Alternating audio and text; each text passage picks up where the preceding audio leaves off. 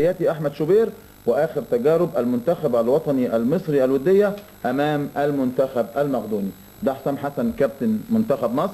منتخبنا النهارده بيمثله عصام الحضري، عبد الظاهر السقا، محمد يوسف، مدحت عبد الهادي، محمد عمارة، حسام عبد المنعم، أحمد حسن، ياسر رضوان، حازم إمام، عبد الستار صبري وحسام حسن. احتياطي منتخب مصر ناصر فاروق، ياسر ريان، بشير التابعي، محمد صبري، أسامة نبيه، خالد بيبو وطارق مصطفى. دنيا كومانو. على فكرة الاستاد الرئيسي بيبقى في العاصمة سكوبيا، لكن دي منقولة لإحدى المدن عشان بيقولوا إن هم بيحبوا يمتعوا الجمهور.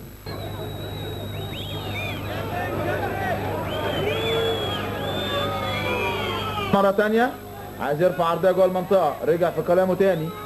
حسام عبد المنعم يلعبها طويلة ناحية اليمين لياسر رضوان وبيحاول يفوت، وفات ياسر وعنده فرصة يلعب عرضية انما اعلى من اللازم تبقى في اليمين سيدولوسكي.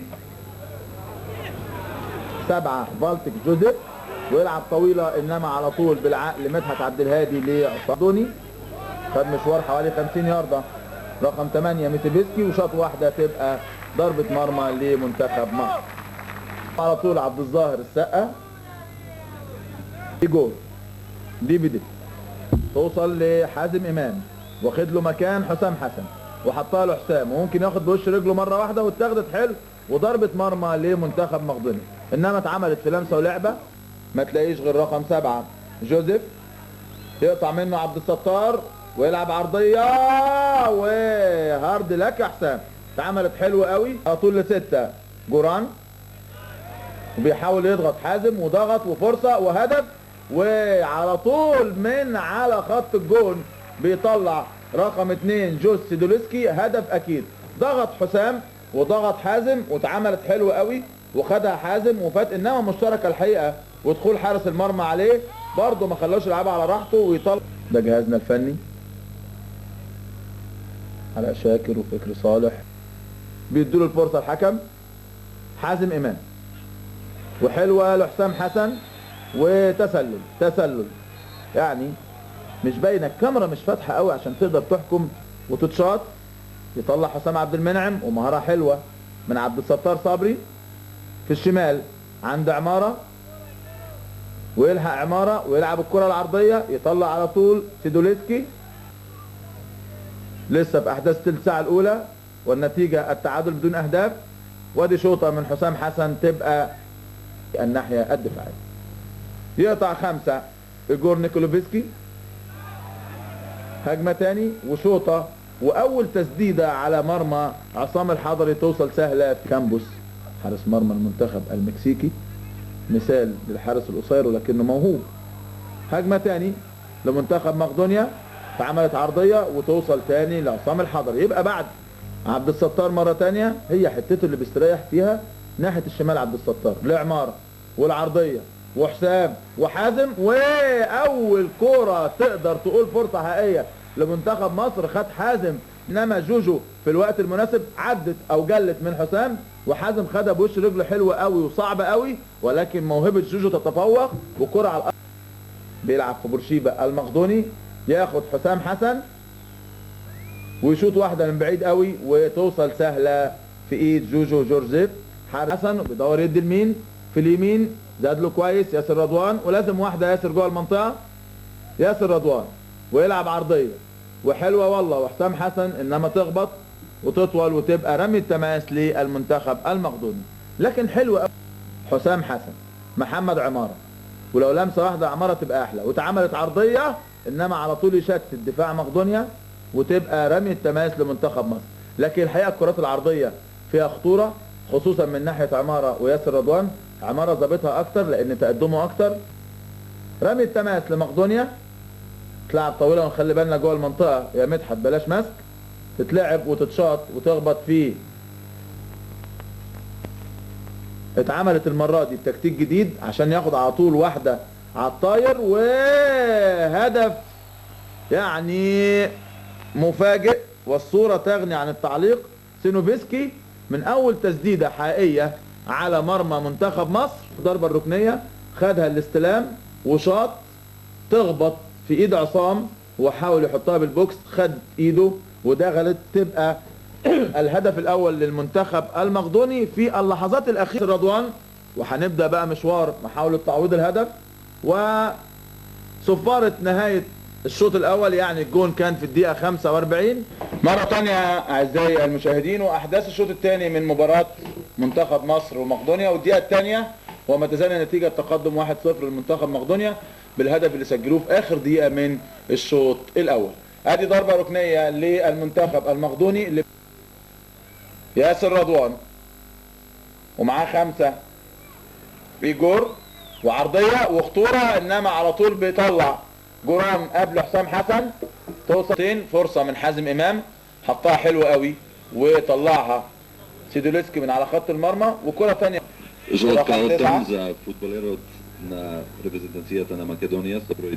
واتلعبت هات وخد وعبد الظاهر وخد مشوار طويل لحد حدود المنطقة ورا تاني لعمارة، لازم يظبط على شماله وهيرفع جوه المنطقة.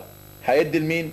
لعبها جوه المنطقة، مفيش غير احمد حسن وعبد الستار على اليمين. على اليمين على طول تقل حسن، حسام حسن في الشمال، محمد يوسف، عبد الستار، وبدأت السيطرة اكتر لمنتخب مصر.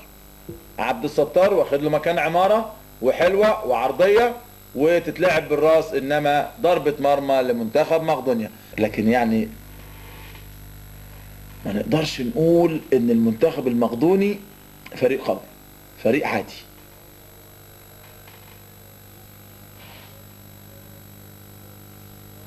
ياسر رضوان تتقطع وتتلعب عرضية، ياخد على طول ميسي فيسكي ويلعب واحدة ويمسك المرة دي عصام الحضري. بوزينوف خد مشوار كويس بوزينوف وحطها وشوطة والهدف الثاني. لسه انا بقول التسديد سلاح مهم جدا. الدقيقة 14 سردان زهربسكي يشوط واحدة بشماله على يمين عصام الحضري تخبط في ايد عصام، والهدف المقدوني الثاني تقريبا في الدقيقة 15. يعني لسه انا بقول حالا سلاح التسديد مهم جدا. اتحطت لرقم 10 سردان زهربسكي على يمين عصام وايده والقائم، والهدف الثاني المقدوني. منتخب مصر عندنا محمد صبري وخالد بيبو واسامه نبي. ادي هجمه لعبد الستار لعبها عرضيه زي ما بقول لحضراتكم. النتائج على منتخبنا الاولمبي احمد حسن ياسر رضوان، ومحتاجين هدف دلوقتي يا حسام يا حسن، انما تطول وتوصل لسيدوليس وابن ياسر رضوان تقلش من على رجله حسام. انطلق حلو قوي من ورا حسام وبيضمنها ببطن رجله، جت في بوز ولعبها جوه المنطقه وعرضيه وبالراس من حسام عبد المنعم، لكن ضربه مرمى لمنتخب مقدونيا. انما ماشي، يعني كان بيبقى صعب جدا صدها واحرز منها اهداف كتيره جدا في الدوري الاسباني. هجمه لحسام حسن ويشوط وبيطلع جوجو جورجيف. وادي ده السلاح اللي احنا عايزينه منتخب مصر.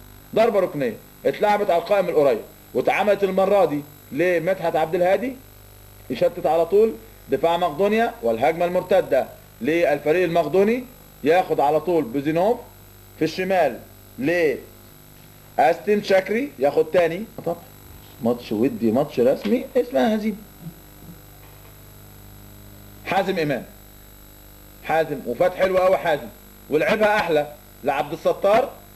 عبد الستار لا اتاخر، خلاص اتاخر تاني. محمد عمار ولعبها ومفيش تسلل وفي مساحات مفتوحه في دفاع المنتخب المقدوني. واحمد حسن ويطلع مره تانية جوجو، لا ده حارس مرمى واضح انه تحت الثلاث خشبات. نازل 11 ياسر ريان الدقيقه 23 من الشوط الثاني ل7 سينوفسكي طويله ومفيش تسلل وبيشوط وبيطلع المره دي عصام الحضري. توصل ل 14 بانكو ويطلع تاني دفاع منتخب مصر، وتسديد متتالي لمنتخب مقدونيا. اسامه نبيل رقم 21 مكان محمد عماره. شمال تاني سينوفسكي وهجمه وهيشوط ويشوط وبجوار القائم. سلاح اساسي افضل لاعبه منتخب مصر حسام حسن. والكره العرضيه توصل لاسامه نبيه. استلام يا اسامه، القرار ياسر رضوان أسامة نبيه، وعرضية وهدف لحسام حسن، وهدف لحسام حسن. الدقيقة 35 الكرة العرضية من ياسر رضوان وهدف براس حسام حسن. ادي اما ظبطت مع ياسر رضوان وخد حسام ظهر الراجل رقم 2 سيدوليسكي، سجل بسهولة. وده زي ما انا بقول ان واضح ان جوجو حارس المرمى صحيح تحت الثلاث خشبات متفوق، لكن الكرات العرضية بتشكل خطورة. ودي اول كرة عرضية مظبوطة على راس حسام حسن، ونزل 12 خالد بيبو، انما ما عرفتش طلع مين الحقيقة، الكاميرا ما جاتش عليه. توصل لياسر رضوان، ياسر وعرضية تاني لحسام، بيدور يدي لمين انما يضغط عليه كيري، وعايز يلعب كرة عرضية ويلعب عرضية ويطلع على طول عبد الظاهر السقا.